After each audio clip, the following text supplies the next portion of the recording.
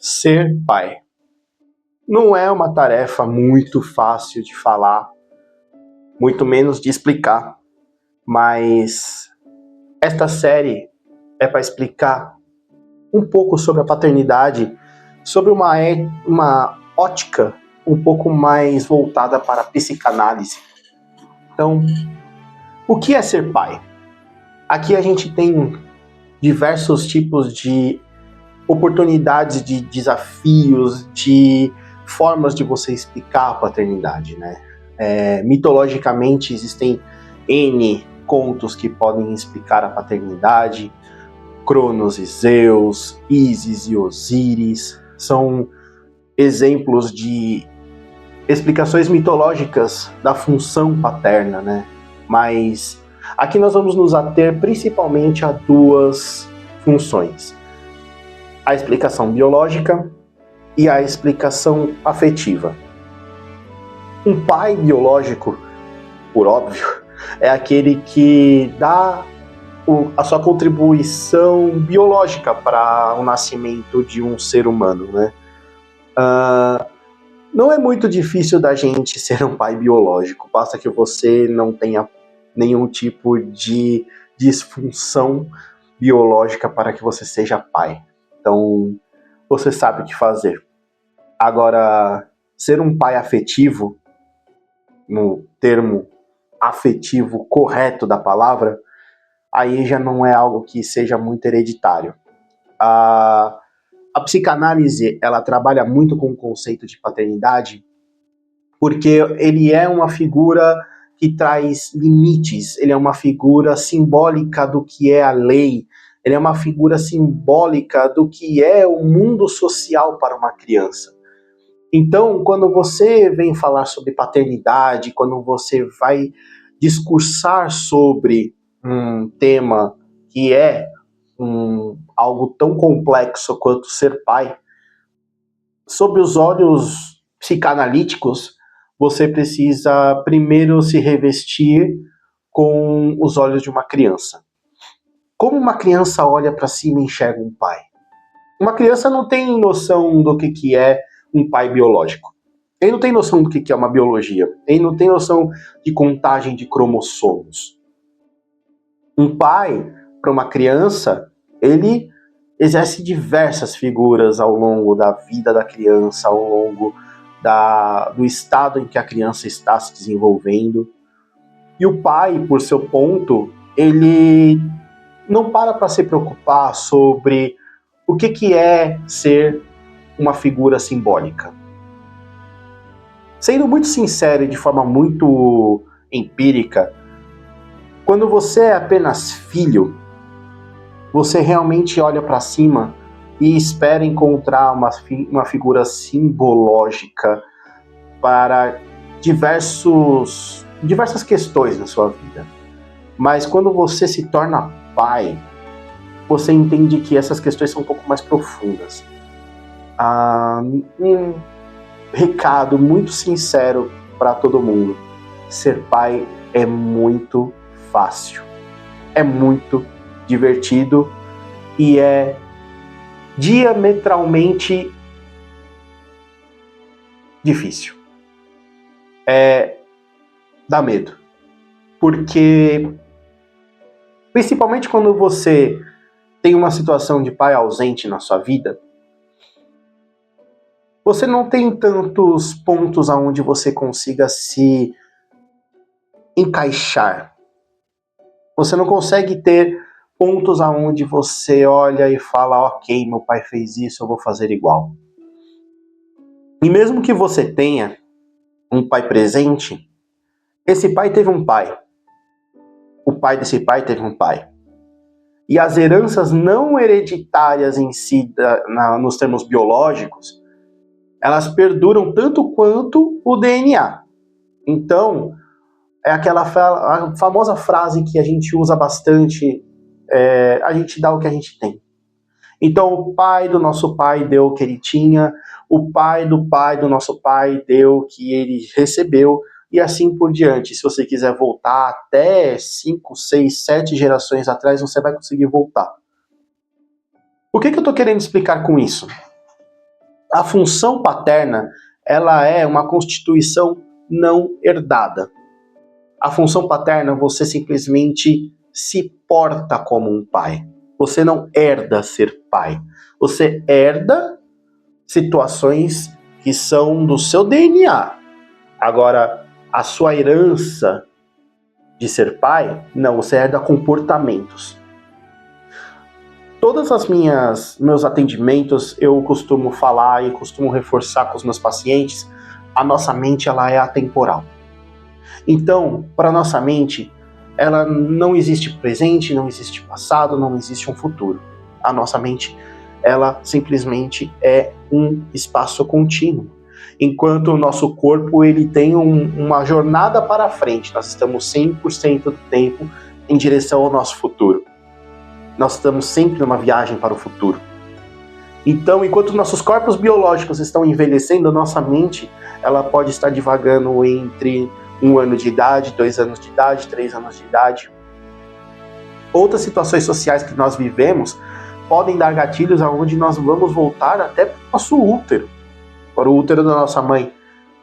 Então, um pai sentado na frente do filho pode não ser que seja uma pessoa de 40 anos ali naquele momento. Pode ser uma criança de 5 anos sentada com uma criança de 2.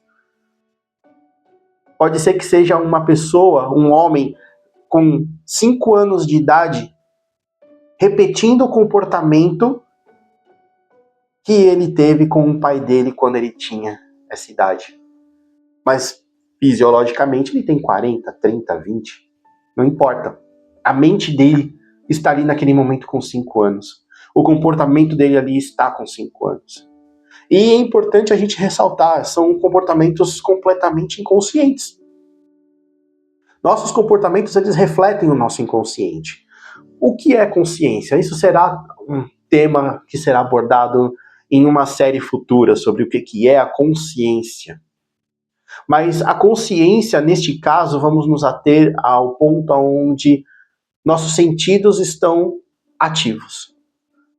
Nossos 5 sentidos estão ali recebendo alguma informação do meio externo e estão processando. A reação que nós temos desse processamento do que nós estamos captando com os nossos sentidos, ela é, muitas vezes, movida pelo nosso inconsciente. Estar sentado com o seu filho, com a sua filha, brincando, pode ser uma reação de uma criança inconsciente ali, com 5 anos de idade, que estava sentada com o pai, brincando, na mesma posição. Então, a função paterna, não sendo uma coisa herdada, ela precisa ser algo aprendido. A função paterna, ela não necessariamente está ligada com o sentido biológico da situação. Muitas vezes nós somos criados por vários pais ao longo da nossa vida. Um pai onde nós encontramos na figura do professor, um pai onde nós encontramos na figura de um padre, de um pastor, muitas vezes até numa figura fictícia, onde nós encontramos um pai numa figura de um livro, de uma história, de uma série, de um filme. Quantas vezes eu não quis tomar uma xícara de chá com o Gandalf? Para mim, era uma figura paterna, uma figura onde trazia a sabedoria. Eu era uma criança que eu olhava e falava, uau, ele é sábio, eu quero ser sábio como ele. Ali ele exercia uma figura paterna para mim, ainda que ele seja um personagem fictício. Lembra que eu falei, pai é aquele quem cria. E muitas vezes nós não somos criados por um pai, nós somos criados por diversos pais. Então, vamos nos ater aqui ao que eu disse sobre inverter o olhar da situação. Não adianta a gente pensar só na figura do pai. O que é um pai? Nós precisamos também olhar na figura do filho. Uma criança tem diversos estágios de desenvolvimento, e a depender de qual é o cientista por trás da teoria, ela acaba variando de número de fases. Vamos nos ater aqui à psicanálise clássica em relação ao que Freud dizia. Ela tem por volta de 5 fases. Então a primeira fase vai ali do nascimento a 1 ano e meio, 18 meses da criança. É um bebê. A presença do pai, ela é periférica. Então, a relação praticamente simbiótica que aquele bebê tem com a mãe é muito forte. A figura paterna, nesse momento de desenvolvimento da criança, ela é muito mais ligada ao suporte materno, ao suporte que o pai fornece para a mãe, para que a mãe possa fornecer para a criança todos os meios de subsistência. Nós pagamos um preço evolutivo muito alto pelo tamanho do nosso cérebro. Outros mamíferos, eles demoram muito mais para nascer, porque são seres que já nascem prontos para a vida, andando, se comunicando, caminhando, pulando em árvores, já sabem mastigar. Nós nascemos muito cedo, porque se nós ficássemos até o ponto que uma criança pudesse sair já desenvolvida para a vida, nós seríamos inviáveis. Então o nosso relacionamento social com, por assim dizer, as nossas crias é muito forte. O laço materno é muito importante no começo da vida. Sem o laço materno, não existe desenvolvimento humano. E isso cobra um preço enorme para a mãe. Daí vem a necessidade de um pai. Daí vem a necessidade de um pai pelo sentido literal da palavra provedor. Não é um provedor apenas financeiro, mas é um provedor emocional. Um provedor emocional que precisa manter o ambiente muito bem construído. Um ambiente calmo para o desenvolvimento da criança. Um ambiente caótico, gritos ou de desrespeito, por mais que uma criança não tenha consciência do que está acontecendo, ele e a mãe são um. Se a criança de 0 a 18 meses presencia um pai desrespeitando a mãe, lembra que aquela criança não sabe a diferença entre ela e a mãe. Ele se sente desrespeitado. Uma criança que presencia um pai batendo na mãe, um bebê vendo um pai batendo na mãe, ele não sofre um dano físico, mas ele sofre um dano psicológico gigantesco.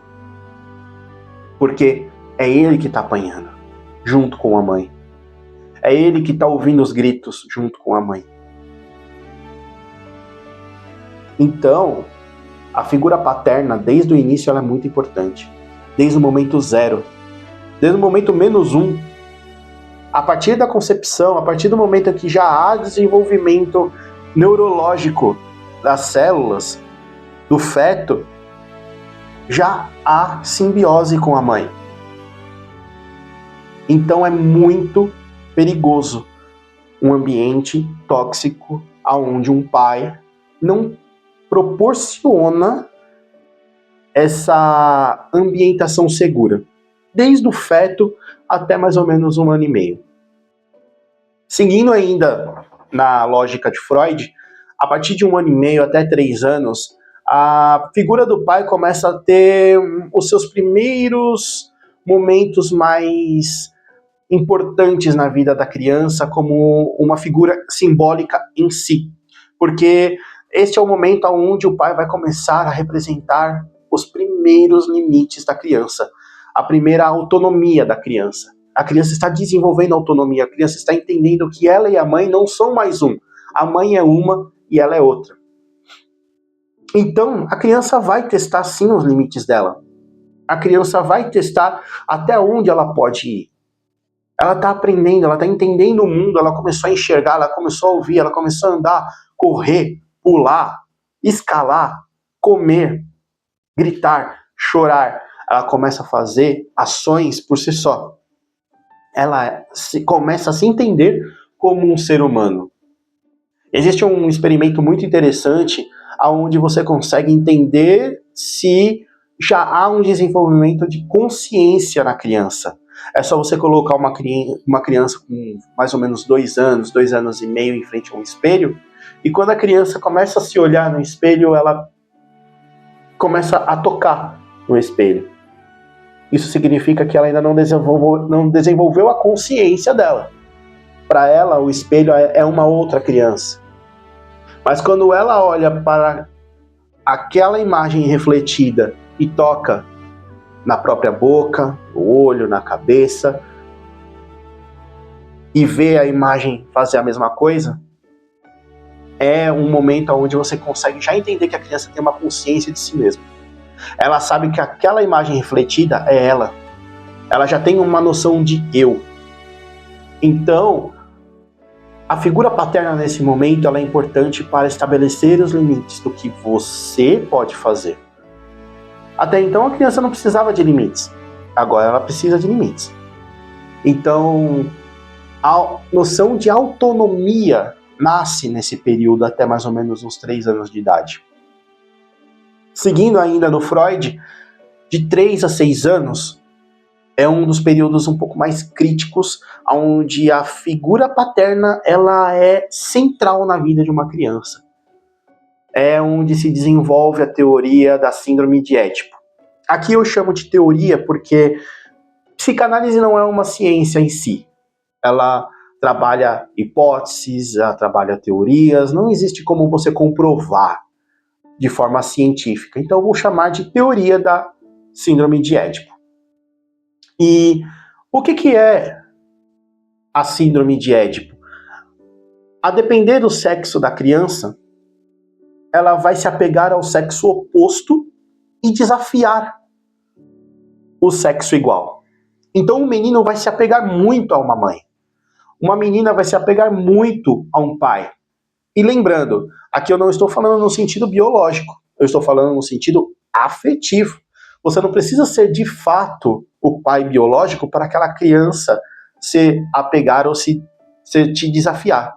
Você sendo uma figura paterna afetiva já é o suficiente para isso ocorrer, para esse fenômeno ocorrer.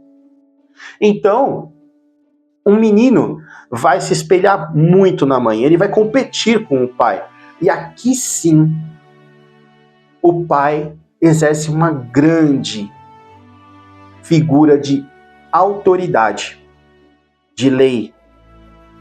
Aqui, a criança vai aprender a internalizar os valores da família, a moral, a religião, a ética, porque o pai, a figura autoritária, vai apresentar-se como o grande bastião da figura de ética, moral e crença dentro do ambiente. Em sendo menina, o pai vai representar como se fosse o primeiro amor daquela criança. E aqui eu não falo do amor eros. Aqui eu falo de uma admiração muito grande. Lembrando, Freud, ele estava no começo do século passado, em 1900, 1880. É muito tempo atrás. Então, todo o conceito da psicanálise que ele montou estava pautado no ambiente onde ele vivia. É impossível que ele tivesse acesso ao que hoje nós temos de neurologia, neurociência, sobre pedagogia, sobre DNA. Ele não tinha ideia do que era isso. Mas isso serve para a gente ter uma ótima noção de por que muitos relacionamentos abusivos se constituem na vida das mulheres. Porque ela não teve um parâmetro de primeiro amor. Ou o parâmetro de primeiro amor dela, da figura masculina, da figura do pai, foi dissociada. Foi tóxica. Essa menina, com 3 a 6 anos, olhava para um pai que batia na mãe, que gritava com a mãe, ela vai buscar isso nas relações que ela tiver lá na frente. Ela vai ver na figura paterna aquilo que ela vai buscar lá na frente. Claro que ela vai conflitar com a mãe, porque aqui é a síndrome de Electra, o contraposto da síndrome de Édipo para os meninos. Mas, mesmo tendo os valores morais e os limites estabelecidos pela mãe, é aqui que a grande importância de um pai na vida de uma menina para que o relacionamento dela no futuro se dê de forma saudável. A figura paterna de uma menina de 3 a 6 anos pode ditar o resto da sua hereditariedade familiar. A paz, o amor da sua filha depende de você. A síndrome de Édipo, ela acaba se dissolvendo depois na próxima fase, que começa entre os 6 a 11 anos. É uma fase um pouco mais estável, onde a criança começa a ter muito mais contato social e internalizar valores da sociedade, porque até então o contato maior dela era dentro de casa. Então a criança tem uma noção de moral, ética, costume, crença, toda pautada dentro do que ela via do pai e da mãe, da figura paterna e da figura materna. Aqui não, ela começa a ter um contato já com amigos, com familiares de amigos. Ela, se frequenta uma religião, ela pode ter amigos que frequentam outra religião. E assim por diante. Um pai, uma mãe, uma família que tem uma base religiosa, uma base ética, amigos que têm outra base, professores que têm outra base, escolas que têm outra base. Ela começa a ter relação social com as pessoas e ela começa a levar esses valores de fora do ambiente dela para dentro do ambiente da casa. A figura paterna é a referência de regra nesse momento, porque a figura paterna vai demonstrar o que é e o que não é saudável dentro das regras da casa, dentro dos valores da casa, dentro da ética da casa, dentro das crenças da casa. Aqui começa o conflito muito grande de realidades opostas, onde uma criança começa a entender que a realidade que ela vive não é bem a realidade do amiguinho. Isso vai acabar acarretando no início da adolescência. Lá, e é a próxima fase, a partir dos 11, 12 anos, onde a influência como adolescente lida com os conceitos e valores já internalizados. E isso cria muitos problemas, porque enquanto criança, ela não conflita, ela internaliza. Quanto adolescente, ela começa a conflitar, ela começa a ter juízo de valor. O que ela gosta, o que ela não gosta, o que ela quer, o que ela não quer, o que lá de fora é melhor para ela do que o que é de dentro. Então, a figura paterna aqui é muito importante ter sido construída desde lá de trás, cada vez mais como um norte para definir limites. Não exatamente certo e errado. Não existe certo e errado, um conceito de certo e errado. Existe o de legal e ilegal. Agora, certo ou errado são juízos de valores. O que é certo para mim pode não ser certo para você que está vendo esse vídeo. O que é errado para mim pode não ser errado o que é para você vendo esse vídeo. Justamente por isso, porque nesse momento da nossa vida, quando nós temos a partir de 11, 12 anos, nós já estamos desenvolvendo o nosso juízo de valor. Freud chamaria isso de superego, mais tarde. O mais importante é que, sendo certo ou sendo errado, a figura paterna aqui, ela representa o limite de autoridade.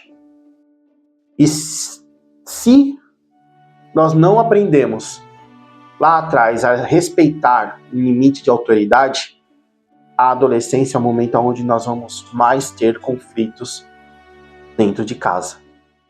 Dentro com o pai, com a mãe, com a família. Porque as crenças estão sendo expostas ao conflito.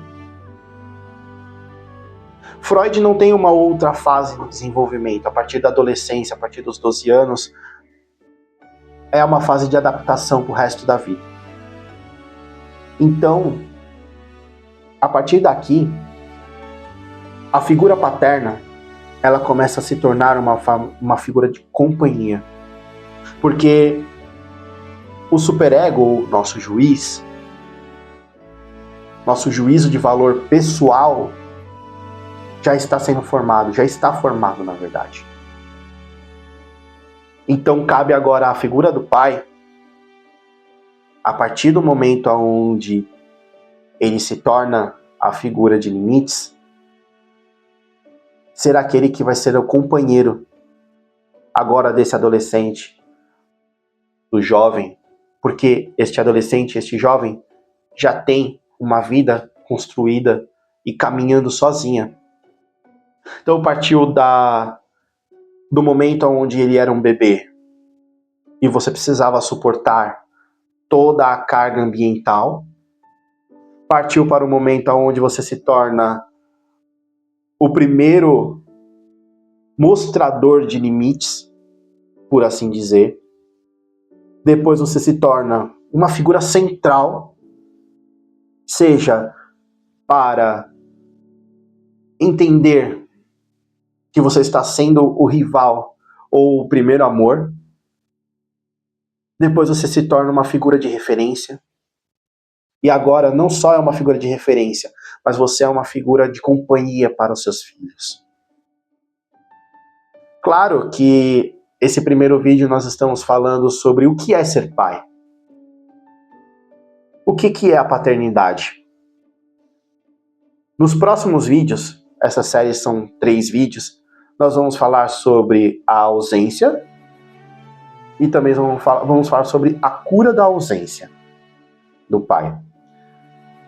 Mas este vídeo principalmente para você que não sabe exatamente o que é ser um pai. E aqui vem um detalhe onde eu coloco um pouco da minha experiência pessoal. Eu também não sei o que é ser um pai. Eu sei o que é a paternidade, mas eu não posso te dizer o que é ser um pai. A psicanálise não pode te falar o que é ser um pai. A psicanálise pode te falar o que é a figura da paternidade. Ser um pai, a depender da fase aonde está o desenvolvimento de uma criança, muda muito. Muda no momento onde você precisa ser um herói, onde você precisa ser um vilão, onde você precisa ser duro. E vou te falar uma coisa, e é um segredo entre nós aqui e toda a internet, não é fácil, mas é maravilhoso. Dá medo, mas ao mesmo tempo não existem palavras que você possa expressar o sentimento da paternidade. Por mais que nós vamos tratar a ausência paterna no último vídeo desta série, é importante destacar aqui que ser pai não depende de você ter tido um pai, uma figura paterna, biológica ou afetiva, ou não. De você ter tido uma figura biológica ou afetiva que represente a paternidade. Ser pai é uma escolha. não é uma herança. Ser pai de verdade é uma escolha. Então, gostaria de agradecer a todos que chegaram até aqui. Eu espero que essa série ela seja voltada não só para as pessoas que querem entender o que é a paternidade para a psicanálise, mas querem se perguntar se o que elas entendem sobre paternidade é realmente o que é. Se você gostou desse vídeo, compartilha, curte, siga-nos nas redes sociais e um forte abraço. Até o próximo vídeo, que será sobre o medo da paternidade. Um abraço.